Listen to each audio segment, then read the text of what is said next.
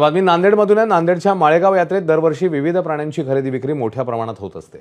यंदाच्या यात्रेत 1.25 कोटी रुपये किंमत असलेला उस्मानाबादी जातीचा बोकड विशेष आकर्षण ठरलाय। यवतमाळ जिल्ह्यातील अंबाळीमधील रमाकांत यादव कळे यांनी हा बोकड विक्रीसाठी माळेगाव यात्रेत आणलाय। हा बोकड पूर्णतः आकर्षक काळ्या रंगाचा आहे आणि त्याच्या पाठीवर पांढऱ्या रंगात उर्दूमध्ये अल्लाह असं चिन्ह लिहिल्यासारखं पाहायला मिळतंय।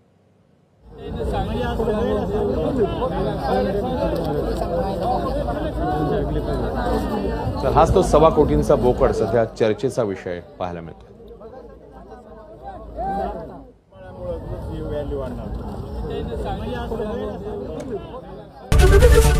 एबीपी माझा, उघडा डोळे बघा नीट।